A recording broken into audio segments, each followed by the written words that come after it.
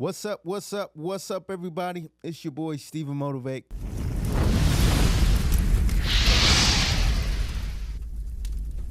Coming back to you once again with, our 52 Turo tips. As you know, haven't done this in quite a while, but very excited about bringing you the best tips, the most important things I think that's going to be helpful as you try to do Turo. And it's a business that's a good testing ground. It's a good place to try to get your entrepreneurial feet wet.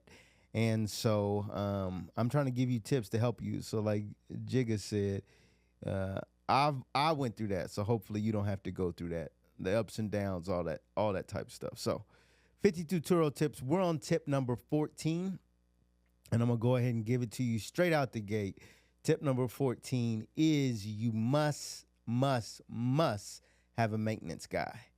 You got to have a maintenance guy. It cannot be you go into Valvoline, you go into Firestone, you go into the big Jiffy Lubes, the big brand name shops. Those are a last resort. Last resort. You've got to get a guy who knows maintenance and how to maintain vehicles. He knows how to do the type of cars you have. He knows how to do foreign cars if necessary. He just knows how to do everything. And this is not easy. It's not easy because if you don't know people, then you probably won't know a guy. And so you've got to really be out networking. You've got to be asking people. You've got to be talking to folks and saying, hey, who do you get your cars done by?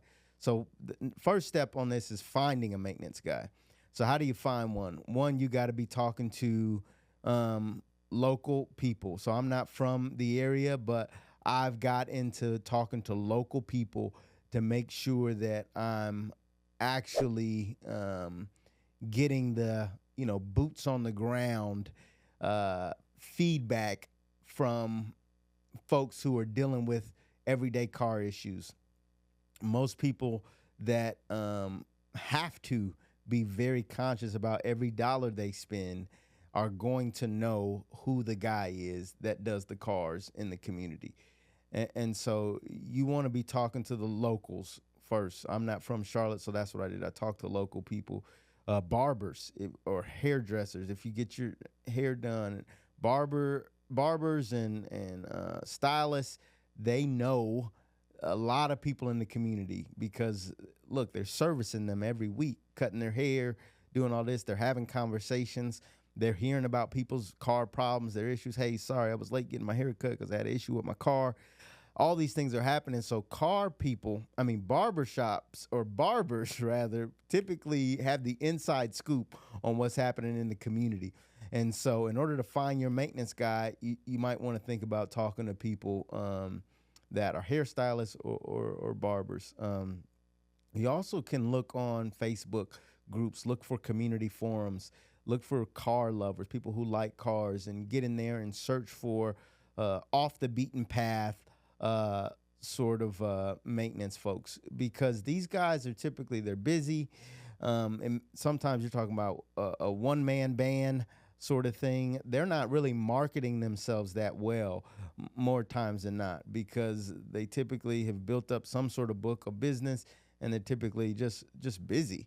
And so they don't have the money, the time to market. So you're not going to know about them. You've got to go find them. You've got to find a maintenance guy or gal, rather. And once you have that maintenance person, you want to test out with them what their process is, what the times are, how they're going to work with you. And, don't get stuck working with a maintenance guy that's not timely and that it doesn't respond and communicate in a way that you prefer. I prefer a lot of text messages. I don't like getting on the phone that much unless I'm just talking to my mom or my family or, some other person. For someone who's doing me a service, I prefer to, hey, let's schedule this via text. Let's update me via text. So sometimes the major shops, they don't offer that. They're not going to be texting you back and forth the whole time. Some of them do, but some of them don't. And even the big ones that do, you're sometimes dealing with like a computer, and it's, it's like got all of these disclaimers popping up, et cetera, et cetera. So you got to try to get someone that's going to give you maintenance below the actual market value or the market price of what it costs to do maintenance. And so having a guy is super important for that reason. And so that's how you find them. You got to be talking to the locals, and then you've got to be working with somebody that communicates the way you like to communicate. I always say that's super important. If you like phone calls, get someone that does phone calls. I mean, and you also need to think through, in terms of who you're going to work with, like what their payment terms are with you. Some people can take credit cards, some people can't. Some people, business is a little sloppy. They may not have invoices. They may only want cash. Sometimes that works if you're getting a low enough price, but if you grow a big enough fleet, you're probably going to need some paperwork just to keep up with what you've done. And so you've got to be conscious of that and making sure who you're working with is organized enough to make sure they're keeping good notes on, what's happening with your car, how they're going to be able to fix it, what they fixed last time, et cetera, et cetera. But finding a good maintenance person is super key, super fundamental to having a good Turo business. If you don't have a maintenance person and you're just relying on the major shops, you're getting overcharged. You're likely making fixes and repairs that may not be necessary, nice, but not necessary. And frankly, you probably just, you're getting smacked over the head in terms of the experience. You're probably not getting the, one-on-one experience you should be receiving, getting recommendations that are specific and tailored to your situation. So finding a relationship with a maintenance guy is probably one of the biggest tips, because believe it or not, these are cars. They've got engines. They've got tons of parts, unless you buy a Tesla, which we'll talk about that at another time. So that's always fun and interesting. But by and large, most people still use gas-powered or diesel-powered, mostly gas-powered cars. And there's a lot of pieces involved with putting a car together. And it is a complex machine, and it will break. It's not, will it break? It will break. It's just a matter of when will it break. And so, if you've been doing, if you got 10, 15 trips under your belt and everything seems smooth, you're talking about all different types of people, all different type of driving styles getting in your vehicle. And that can cause additional wear and tear. That people could be starting and stopping, your tires are probably getting, used more than they normally would. Long trips, lots of miles, different driving styles. All these things can impact, the functioning and the operation of your vehicle. And so you've got to have a maintenance guy, and then you've got to really understand what's happening with that vehicle, because you're just going to have problems. And that comes with the territory. Some months are worse than others, but it's going to happen. And so my mental capacity, my, when people have issues with their car, they're like, oh my God, my car is down, and it's sad, and it's depressing. And you're like, I'm having a bad day. I had an issue with my car. Well, in this business, it's not a bad day. It's just a normal day to have an issue happen with the car. It's going to happen. And so making sure you have connection with someone and begin to develop a relationship so you can get better pricing, you can get better advice, you can really, they'll be grateful. I mean, a lot of times a car business, the car maintenance business, it can be a tough business.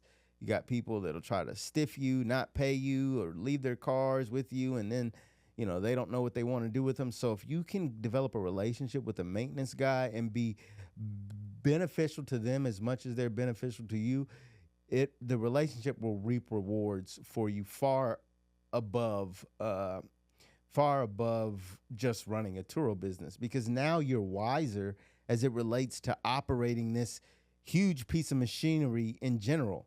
So as a person now, if something goes wrong with the car, I don't freak out. The engine light comes on, I don't have a conniption and have a bad day, because I've done this a time or two now. And those experiences help you build up that stamina and knowledge for what to expect. And it just helps you. It helps you in life. You become more knowledgeable about what to expect as it relates to cars. So that's my tip. That's my tip for you. Tip number 14, find a maintenance guy, develop a good relationship with them. Of course, in times that are, emergencies, yeah, you've got to probably go to the big name shops. But whenever you've got enough time to kind of figure it out, you call your maintenance guy.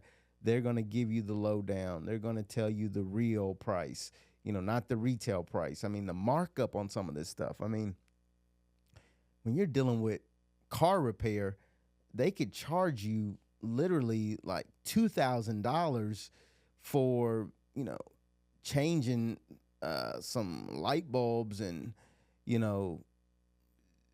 gosh, I can't even imagine the things they come up with. They're giving you new floor mats. I mean, the craziest things that really don't cost that much, because they know that most people don't even want to deal with it. They just want their car back. They just want what the car does. Then they get overcharged. But when you have a car guy, when you've got a maintenance guy who you develop a good relationship with, then you're going to do wonders for your business. It's a key critical part of having a good business, is having repair and maintenance expense below the retail price, So it's going to help your business. It's going to help you become more profitable and give you more knowledge about cars in general. So hope that helps you as much as it helped me. What's up, everybody? Thanks for tuning in to this video. Look, the only thing I ask is that if you like this video, like it, leave a comment, share it with a friend. If you know people that are interested in Turo or just side businesses in general, let someone else know about it. We certainly appreciate it. We want to hear from you, and we hope this helps you as much as it has helped me. As always, this is your boy, StephenMotivate. Stay motivated. Peace.